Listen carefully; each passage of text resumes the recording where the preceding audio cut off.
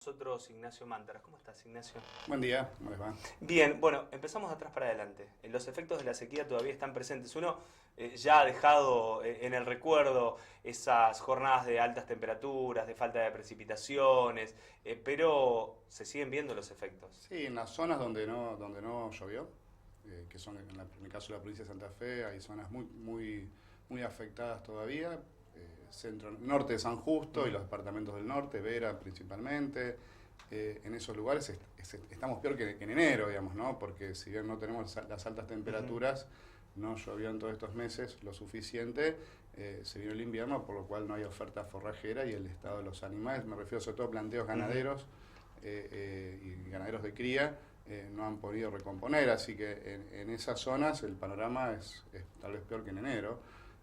Así que eso es complicado. En las zonas donde llovió se empezó a ver una siembra de trigo interesante, digamos, claramente el productor en su esencia está a seguir produciendo y cuando se le dan las condiciones climáticas, aunque no tenga los recursos financieros suficientes, de alguna manera vuelve a implantar. Así Sobre eso te quería preguntar. Hace muy poquito en el norte de la provincia entregaron fondos de unos 120 millones de pesos. ¿Alcanza para esos sectores, como decías, que son los más golpeados? No, son simbólicos, digamos. La verdad que cuando tuvimos reuniones allá por enero, febrero con el gobernador, se dijo que era un fenómeno extraordinario y requería una asistencia extraordinaria. Estamos en agosto y la asistencia extraordinaria nunca ocurrió. No vino de Nación, de hecho algunas de las medidas de Nación vinculadas a asistencia han tenido que ver más con efectos colaterales de dólar soja, etcétera, para recomponer el desorden que hacían con medidas económicas y no tanto por la sequía.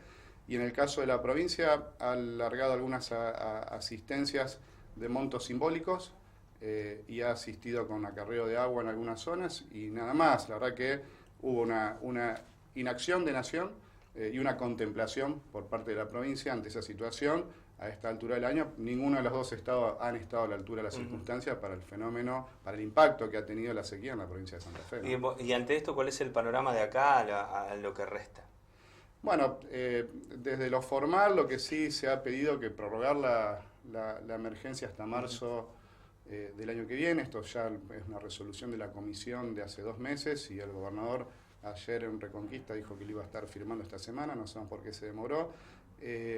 Que en algún punto es un paliativo fiscal, digamos, porque prolonga el pago de algunos impuestos, sobre todo nacionales, lo que tiene que ver ganancia, etcétera, porque hay que aclarar también que pese a la situación de quebranto que tienen muchos productores, sobre esa producción, lo poco que puede levantar un agricultor, tiene que pagar derecho de exportación o tiene que pagar ganancia mínima presunta, etcétera. El Estado sigue cobrándole impuestos sobre una producción magra o nula, digamos, ¿no? Así que bueno, un poco de lo formal es esas decisiones más bien técnicas que tienen impacto menguado, por refiere a esos aspectos.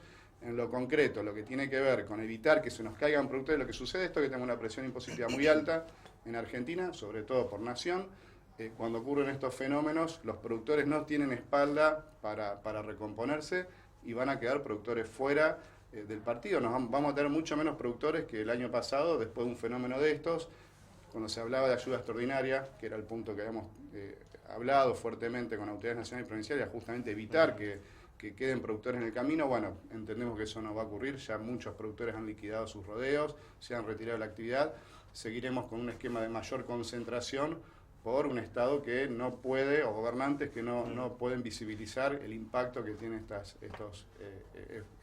situaciones complejas, ¿no? Y a estas situaciones complejas se suman las últimas medidas, ¿no?, que ha tomado el gobierno en el sector económico. ¿Cómo impactan en el campo? Sí, son medidas, lo dijo el mismo secretario de Agricultura de la Nación, Bailo, en el diario Litoral el fin de semana. Él mismo reconoce que son medidas que tienen única finalidad de recaudar dólares para recomponer reservas. Lo dice expresamente el secretario de Agricultura, o sea, claramente no son medidas orientadas al productor, si bien aquel productor, tenedor de maíz en este caso, hablemos del dólar maíz, le permite obtener un mejor precio de su producción, genera un desorden en todas las cadenas que están vinculadas al maíz como insumo, como alimento, ¿no? En tambos, producción avícola, producción porcina, producción bovina. Es la base. Es la base, en algunos es sustancial, entonces este aumento del maíz por 30 días, 60 días, son las medidas como fue el dólar soja, etcétera, son medidas de corto plazo que generan un desorden descomunal, porque al lado del productor que tiene tenedor de maíz, hay un productor que necesita el maíz como insumo y se le encarece los costos de producción a todos esos otros eslabones. Después sale el Gobierno Nacional anunciando impulso tambero, asistencia a los porcillos, con programas que demoran 5 o 10 meses en llegar al productor, con el escenario de inflación que hay. Es un desorden que intentan después recomponerlo con grandes anuncios, pero en definitiva al tipo ya le complicaron la vida.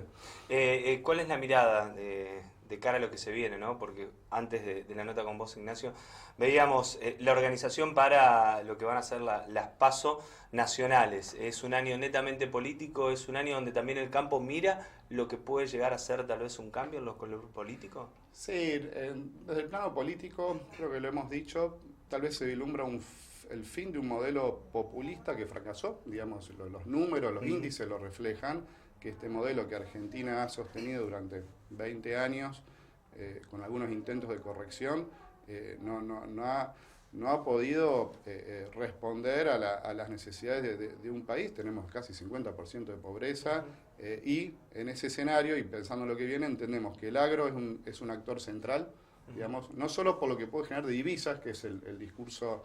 Si lo ven a Alberto Fernández, al ministro Massa, hacia afuera hablan de la sequía y que por eso la Argentina está en una crisis por el efecto de la sequía. Bueno, si al país está tan mal hoy, porque al campo le fue muy mal por la sequía, bueno, es un momento para entender que si al campo le va bien, a Argentina le va a ir muy bien, pero no solo por las divisas, sino por todo lo que tracciona en la economía y en el plano social en las localidades. Entonces, pensando en lo que viene, tenemos la expectativa de que el gobierno que sea tenga una mirada hacia el agro, hacia el campo, mucho más global, y realmente se entienda que este país y esta provincia en particular, el campo es un actor central, y por lo menos no se lo debe atacar, y por lo menos se lo debe escuchar para, entre los privados y lo público, ir hacia un escenario mucho más agradable que el que estamos atravesando hoy, ¿no?